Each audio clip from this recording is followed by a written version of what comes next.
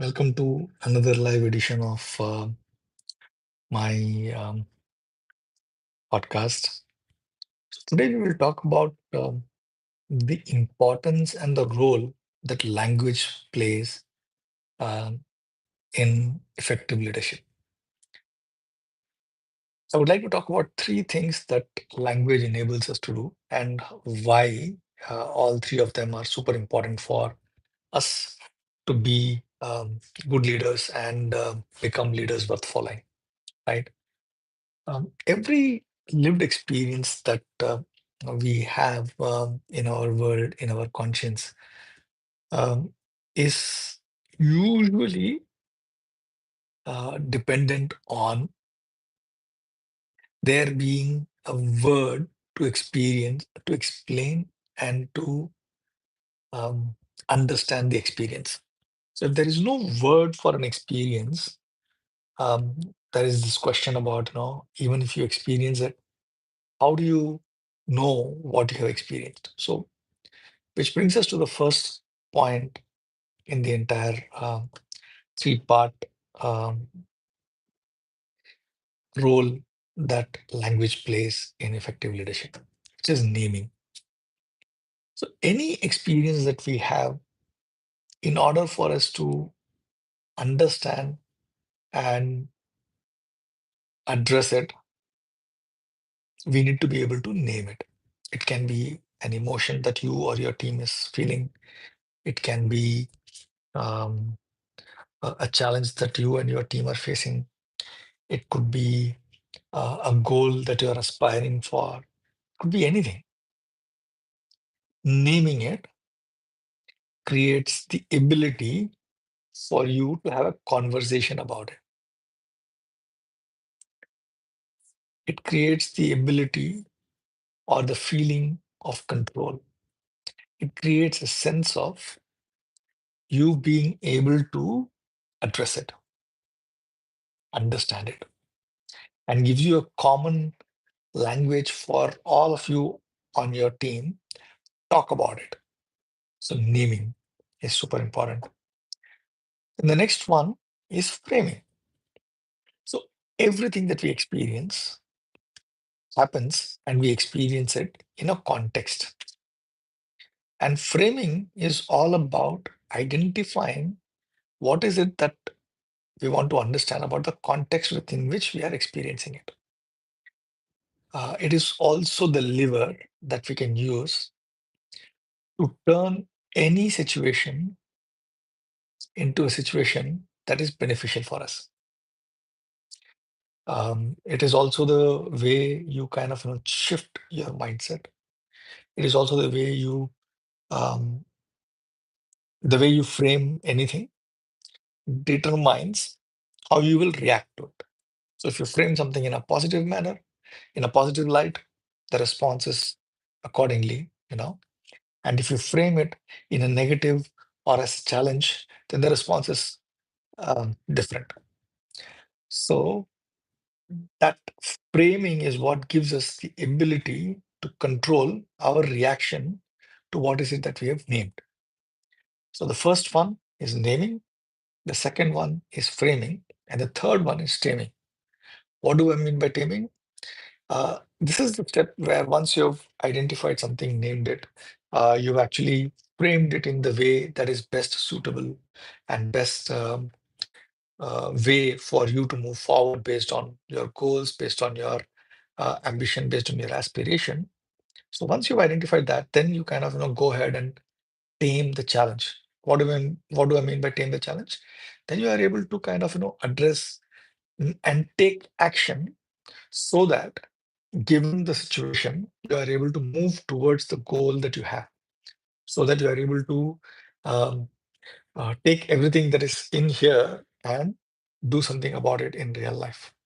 Because naming and framing is intellectual activity, whereas taming is all about action.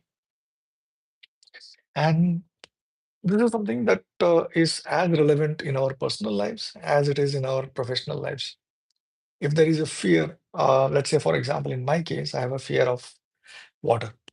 So if I can name that and if I can frame it in a way that tells me that, facing that fear will actually help me in the long run in whatever way, form, or factor. For example, I can frame it like my son and wife like to get into water, and I want to be with them and have fun. So the fear of water, for me to address it, I need to be able to frame it such that I need to learn to swim so that I can be in the water with my wife and son. So that's the framing. And then there's taming. So which means that I take the action. I enroll myself in a swimming class. I invite a coach to kind of come and teach me, or I ask my son or my wife to kind of teach me.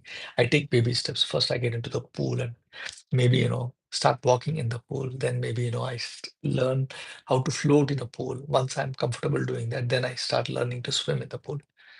All of that is part of the taming part of the equation. But that by itself doesn't really help. So unless you have actually named and framed your challenge or opportunity, the taming is super difficult. This is why you will find that a lot of people, when it comes to self-development, they set goals and they are struggling to achieve those goals. This is the reason why almost 3 in 4 people who set their um, uh, at the start of the year, whatever they want to achieve, they don't achieve because they've not named what they want to achieve. They've not framed it in a context which helps you find the energy and find the courage and find um, uh, the ability to take action, right? So you have to first name something, then you have to frame it in a way that helps you make progress, and then actually do something about it and make progress. So those are the 3 things that are super important for us to address any challenge. It can be about emotions. So, for example, um, that fear, I need to name that fear. I have to accept that I have that fear, and why am I having that fear of water? I have to frame it and then take action to tame it. Again, um, it needs to happen in that sequence. So naming, framing, taming, and the power of language in leadership is that uh, before you can make any significant change, before you can make any significant performance unlock, you need to go through these 3 steps. And unless you go through these steps, it's very, very difficult to sustain any performance improvement or performance gains that you do in your leadership journey. Think about it. For all of you who are joining for the first time, I'm on a quest, on a journey to become a leader worth following. And as I've said in the past as well, leadership is multidimensional. It is not one thing, it is not one simple framework. Leadership requires us to, or becoming a leader worth following requires us to learn how to adapt to different situations, how to adapt to different people whom we lead. It requires us to take on the roles, different kinds of roles. So, for example, sometimes you're a psychiatrist, sometimes you're a coach, sometimes you're a mentor, sometimes you're a midwife, sometimes you're a cheerleader, sometimes you're an anthropologist, sometimes you're a culture specialist, sometimes you are a influencer, sometimes you are a facilitator, and many roles. Sometimes you're a storyteller, which means that as we grow in our career, the number of skills and the kind of skills that we need to acquire keeps changing. And I'm on that quest. And if you are willing and want to become a leader worth following, to be effective as a leader, follow along, subscribe to the channel. I go live every single day, talking about one aspect of um, what effective leadership entails. and how can we go on a journey together to become a leader worth following. So thank you so much for following along. And until tomorrow, this is Mukesh signing off. Take care.